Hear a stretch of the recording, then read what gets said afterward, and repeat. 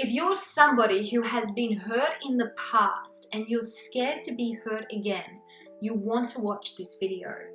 Because in this video, I want to give you 6 tips that are actually achievable and that work so that you can overcome your fear of being hurt again.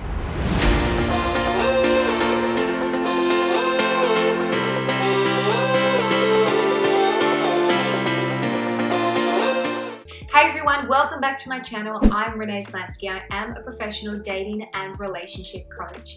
And in this video, I want to talk about pain.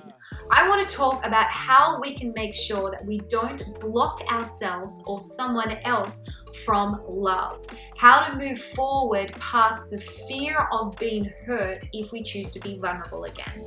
But before I jump into these 6 amazing tips, please hit the subscribe button, give me a thumbs up, and if this video does help you, make sure you drop a thanks Renee down below. Alright, number 1, whatever you focus on is what grows. Now, we've all been hurt, and for some of us, it has been a really traumatic experience, and maybe you're someone that has been hurt over and over again.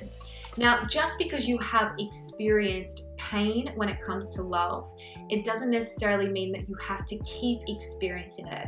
And unfortunately, when we have a history of having the same thing happen over and over again, or we've just been hurt really badly even once, it can start to solidify a conviction in our brain that we will always be hurt if we love, or that we'll never have someone love us properly.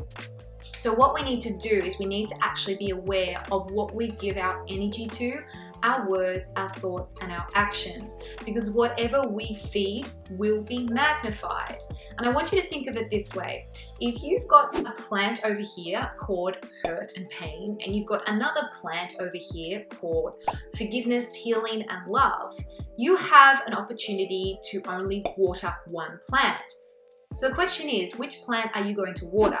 Obviously, the plant that you feed and give your time, your energy, and your dedication to is the plant that is going to grow.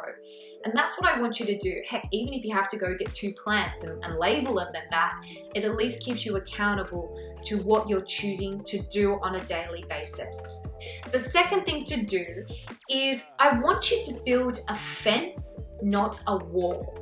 Fences are representative of healthy boundaries. Walls block, and they're not a boundary. It's basically shutting people out because you have a lot of fears. Now, when you see horses in the paddock, okay, you're driving along in the country and you see horses in the paddock. Now, the reason why you can see them is because there is a fence, and they understand that they can't move past that barrier. You can still see in, they can still see out, you can reach over and pat them, okay? They've got a boundary around them which says, okay, it stops here and you start there. A wall, a big fat brick wall, means that you can't see and they can't see out, and there's basically no transparency, no vulnerability, and no one gets any joys of patting horses, okay? So that's the way that I want you to think about it. I want you to think of guarding your heart, not blocking your heart. Guarding means having those boundaries there, but still allowing people in who are able to respect those boundaries. Blocking means shutting everyone out totally because you have fear. Now, the third thing to do is you want to minimize the chances of being hurt again, right? If we don't actually take accountability or start to become aware of why we have these things happen over and again and why people are hurting us or why we get hurt and we're always on the defensive, then we'll just have the same thing happen over and over again. So we have to understand that if you're going to love and be loved, there's always the risk that you could be hurt, you could be rejected. I can't remove that for you, but what I can help you do is identify how to minimize the risk of being hurt. And there are a couple ways to do that. Number 1, look at patterns, okay?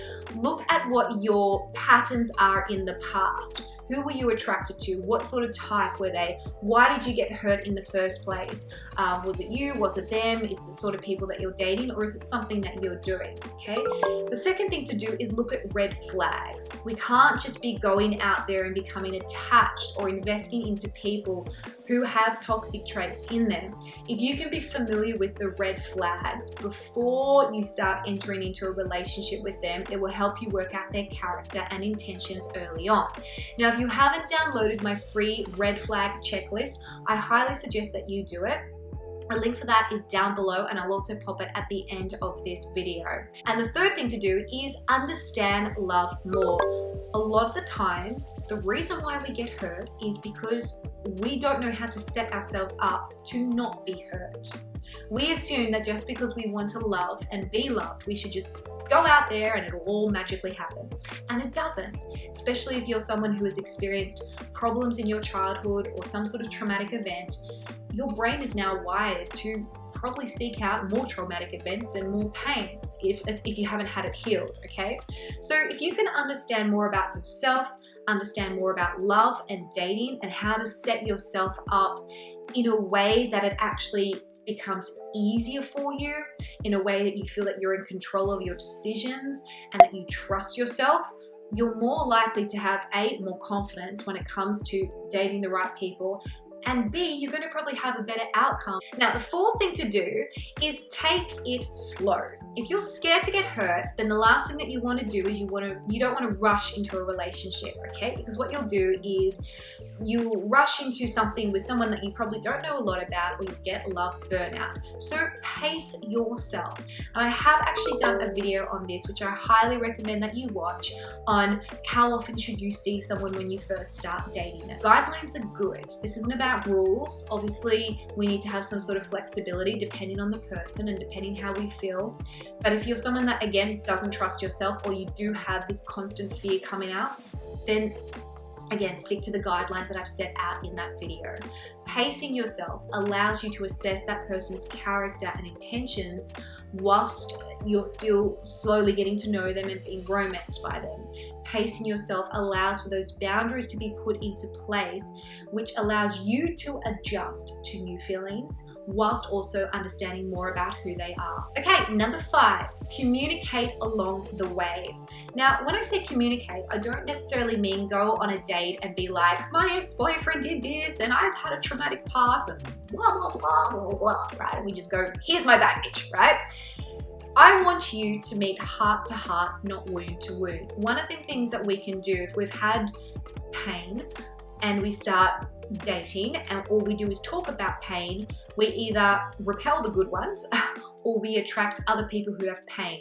And then we feel like, oh, we're compatible because we've both had traumatic pasts and we both had this pain and we understand each other. That's meeting wound to wound. It's not meeting heart to heart, and it's not going to set you up for more healing. So we need to be particular, obviously, about how we talk about our pain. So communicate how you feel, but understand that there's definitely guidelines between that as well. Don't just go and dump your baggage. Don't expect that person to rescue you. Your healing is your responsibility, and someone else can help accelerate your healing and add to your healing. However, at the end of the day, it is your job to deal with. And lastly, number 6, start with small acts of trust and vulnerability. If you've had trust broken, maybe you had someone cheat on you, or you've had a lot of people that you cared about really hurt you, even if it was family members, then chances are it's going to be hard to open up. Don't expect to be able to fully trust someone or be an open story straight away. You don't want to, okay? As I said, you want to guard, not block. So start with little things. Start with things like, if you say something, follow through with your words. If they say something, hold them accountable to them following through with actions. Want to start feeling that we can trust ourselves in this process to be able to open up, whilst also trusting the other person with our feelings and putting our heart out there. Trust essentially has to be a decision that you have to kind of walk that first step, even if you're not necessarily going to get the answer that you want. It is something that involves transparency. It is something that is earned over time, and it's something that needs to be nurtured. Vulnerability is something that should happen in stages. There are different things that you should be vulnerable about in the early stages of dating as opposed to later on in a relationship. So again, if you can get savvy with all of that, I guarantee you will help make you feel like you've got kind of a battle plan when it comes to going out there and loving again without having the fear of being hurt overwhelming you. And girls, if this is something that you struggle with, then I would love to be able to have the opportunity to work with you, or at least let you know about my 8-week program, Ready for Romance. This is your all-in-one love education program, which literally gives you 30 hours of coaching to set you up to have incredible breakthrough, overcome fear, have an unshakable self-confidence and self-love, and attract the relationship that you're deserving of. Now, I've literally had women come through this and find their husbands, okay? So if you want to know more about that, I will drop the link for that down below. In the meantime, if this video has helped you, let me know by dropping a thanks Renee down below. Give me a thumbs up. Don't forget to subscribe. And that's it for now. I'll see you guys next time. Bye.